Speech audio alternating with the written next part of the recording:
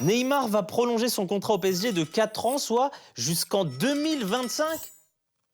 Bon, et en même temps, vu qu'il joue un match sur deux, techniquement, c'est comme s'il re-signait 2 ans finalement.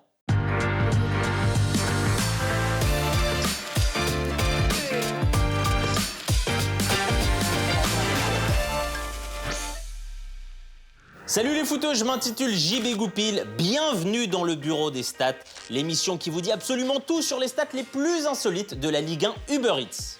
Au menu de cette 36e journée de Ligue 1, 31 buts, 5 victoires à l'extérieur, 36 cartons jaunes et 6 cartons rouges. Lille, toujours en tête du championnat, se rapproche de plus en plus du titre. Paris, 2e, désormais à 3 points. Et Monaco, 3e, à 2 points du PSG. Et attention, c'est vrai que la semaine dernière, on a eu un léger doute, on était très inquiets, mais finalement, tout va bien. Bordeaux a repris son rythme de croisière en encaissant 3 buts face à l'ogre nantais.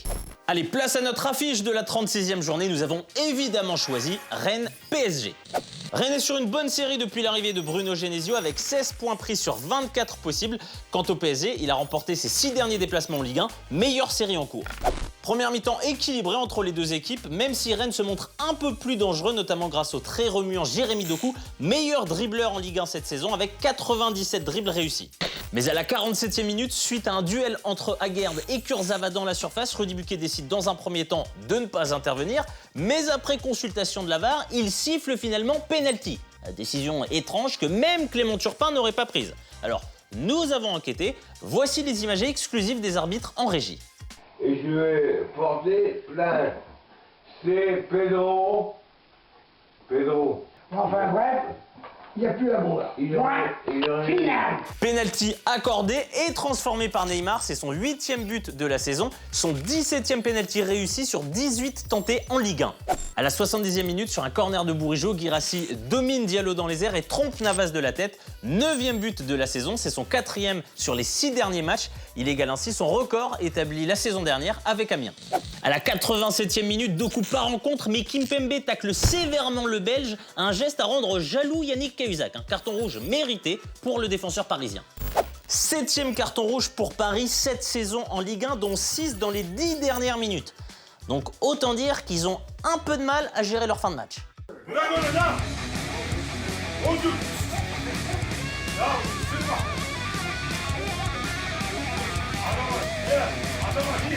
Score final 1 partout, les stats 19 tirs dont 10 cadrés côté rennais, côté parisien 12 tirs dont 4 cadrés. Place maintenant au meilleur joueur de cette 36e journée, nous avons choisi Burak Yılmaz lors de la rencontre Lens-Lille. L'attaquant lillois était le grand artisan de la victoire de son équipe et a multiplié les prouesses.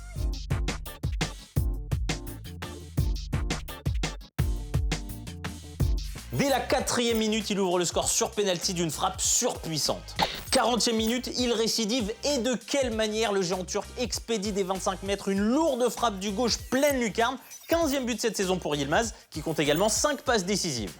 Burak Yılmaz, c'est 1m88, 80 kg et la tête du mec que t'as pas vraiment envie de croiser en pleine rue de nuit en rentrant chez toi. Le mec, c'est Hulk Hogan.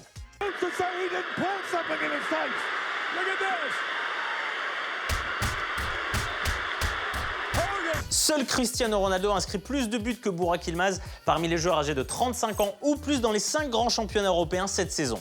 Ses stats, 67% de duels gagnés, 90% de passes réussies, 2 tirs, 2 cadrés, 2 buts. Place maintenant au pire joueur de cette 36e journée, titre décerné à Andrew Gravillon lors de Lorient-Lyon. D'ailleurs, je me disais, s'il a un fils, il pourrait l'appeler Pierre Gravillon. Pierre Gravillon, si tu vois ce que je veux dire. Alors, donc bref, à l'image de sa défense, le Lorientais a multiplié les erreurs de placement et les maladresses. Pas vraiment dans son match, il est clairement fautif sur le premier but lyonnais. En effet, à la 53e minute, il est naïf et sans réaction face à Aouar qui ouvre le score. À la 65e, il est aux abonnés absents sur le but de Lucas Paqueta. À la 77e minute, le natif de Pointe-à-Pitre reste totalement passif sur le but de Guimaraes. De retour sur le terrain après 2 matchs sur le banc, je sais pas pourquoi, mais au vu de sa prestation, je crois qu'il a encore besoin d'un peu de repos.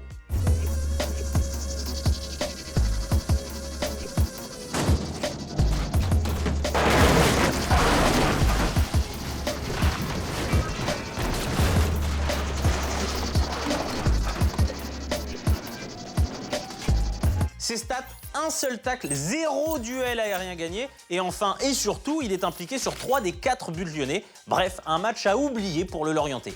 Voilà les amis, ce nouveau BDS touche à sa fin. Mais juste avant de nous quitter, c'est à vous de jouer avec les pronos sur les stats de la 37e journée. Alors, à votre avis, lors de Bordeaux-Lens, les 100 et or vont-ils l'emporter? L'avis de la rédac? Non. Non, Bordeaux est dans une forme éblouissante cette saison. Ils font figure d'épouvantail et devraient donc terrasser les Lensois. Bah non, je déconne. Évidemment que Lens va gagner pour nos suivants. Lors de Monaco-Rennes, les Monégasques vont-ils s'imposer? L'avis de la rédac? Mais moi je pense que... Ah, alors attendez, excusez-moi. Évidemment, tweet de Jean-Michel Aulas. Bruno, si tu bats Monaco, je te fais signer l'an prochain un contrat de 10 ans, plus une Fiat Multipla flambant neuve et un bon de 100 € chez Célio. Bon bah du coup maintenant, clairement Rennes est favori. Voilà les amis, j'étais ravi d'être avec vous pour ce 37e bureau des stats. On se retrouve la semaine prochaine pour un nouveau BDS. Et surtout d'ici là, n'oubliez pas que les statistiques sont au football ce que le PSG est à la stratégie sportive. Indissociable. Non parce que tu sais qu'il paraît qu'ils sont sérieusement à remplacer Marquinhos par Gérard Piqué ou Nicolas Palois. Apparemment, ils hésitent encore entre les deux.